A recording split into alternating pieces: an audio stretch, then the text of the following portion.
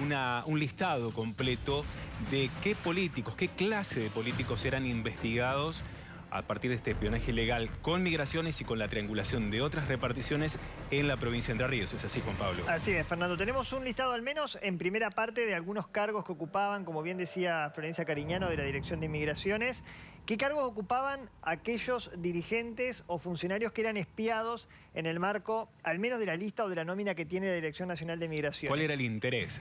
¿Con quiénes estaban interesados de espiar, de saber qué hacían y qué no hacían?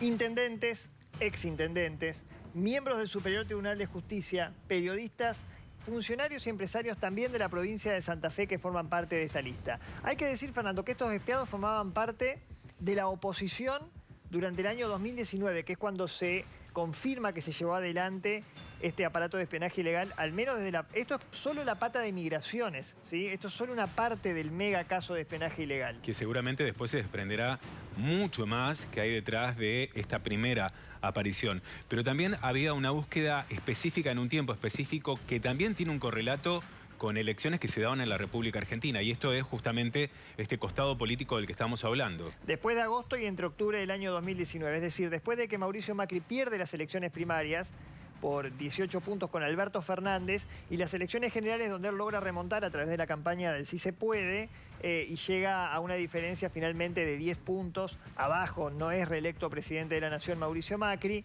Después de todo esto, a ver, ahí ya la causa por espionaje ilegal había comenzado su proceso en Lomas de Zamora, después se fueron desprendiendo más causas, se descubrió que habían puesto micrófonos en el penal de Seiza, que escuchaban a los presos, que a partir de las escuchas de los presos armaban causas, que a partir de esas causas también se armaban informes periodísticos. Es decir, había una causa con una prueba muy contundente. Pero no es un dato menor en el momento en que se hace este espionaje y en el contexto donde se trataba de revertir una elección a partir de esa información y del uso de esa información de manera política y a veces mediática. Es lo que viene denunciando el oficialismo, ¿no? El uso de información conseguida de manera ilegal, en connivencia con ciertas patas del Poder Judicial, en este caso Comodoro Pi, digamos, para poder perjudicar en aquel momento la oposición, en este momento el oficialismo. Bueno, lo decíamos, tenemos un listado de las personas en la provincia de Entre Ríos, un primer listado que ha accedido de manera exclusiva a Canal 9 Litoral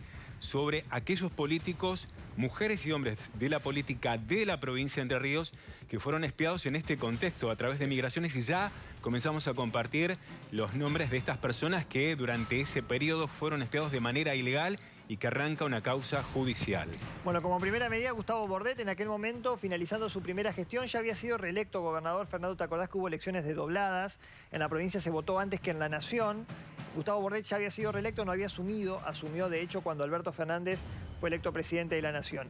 Laura Strata todavía ocupaba la Secretaría de Desarrollo Social, el Ministerio de Desarrollo Social, perdón, ya había sido electa vicegobernadora de la Nación.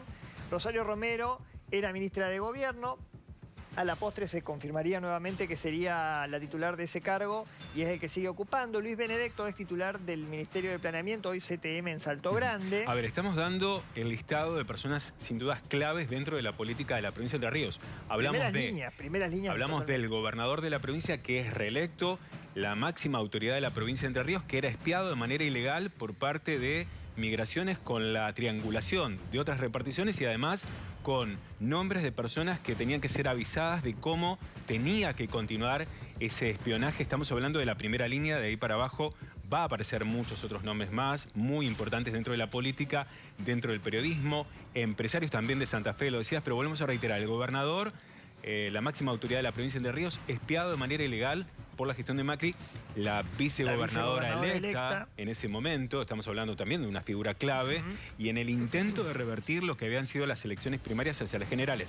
La ministra de Gobierno, otra figura clave, estamos hablando de la figura más importante porque justo en su cartera están las fuerzas policiales y de seguridad de la provincia de Entre Ríos. El ministro también de Planificación e Infraestructura de la provincia de Entre Ríos en aquel momento. Seguimos compartiendo porque hay más nombres todavía en torno a este espionaje ilegal. Así es, Fernando. Tenemos, por ejemplo, a Martín Carbone, el actual titular del Superior Tribunal de Justicia, en aquel momento vocal del máximo cuerpo judicial de la provincia de Entre Ríos.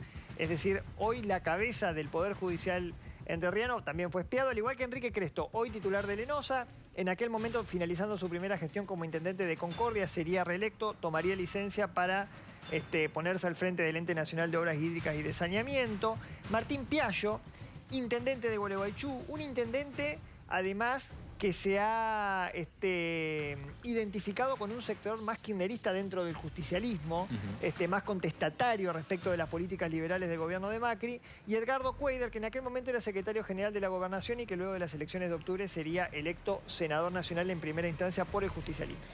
Voy a hacer una aclaración, sin dudas, porque Cuéllar era la mano derecha del gobernador en ese momento. O sea, para que ustedes comprendan la magnitud de a qué personas se espiaba. Y estamos hablando de una primera aparición. Habrá más nombres también en torno, obviamente, a este espionaje, pero también hablamos de un integrante del Superior Tribunal de Justicia. Según lo que escuchábamos recién por parte de la directora de Migraciones, son varias las personas que fueron investigadas en la provincia de Entre Ríos. Estos son los primeros nombres de manera exclusiva que accede el Canal 9 Litoral en torno a este espionaje ilegal, que seguro quedará mucho más para hablar. Aparecerán obviamente más nombres en torno a este espionaje ilegal y también la causa judicial que de aquí se va a desprender. Y no hay que olvidar que hace algunos meses nomás, Fernando, hablamos con Leticia Angerosa, exdiputada provincial y referente de derechos humanos, que había aparecido en otra de las listas que se dieron a conocer con posterioridad y luego de que Mauricio Macri dejó la presidencia, que también fue espiada en el marco de este aparato dispuesto por el Estado durante la era Macri. Ya no hay una presunción respecto. Hubo espionaje ilegal. Lo que resta determinar es cuáles son las responsabilidades políticas en todo caso y cuáles fueron las responsabilidades operativas. Eso ya será materia de la justicia. Espionaje ilegal en la República Argentina, 58.000 personas espiadas de manera ilegal. Y aquí en Canal 9 Litoral tuvimos la exclusiva de los primeros nombres que se confirman en torno a este espionaje ilegal. Allí en la cabeza de la máxima autoridad de la provincia de Entre Ríos, el gobernador espiado de manera ilegal, una causa que recién arranca.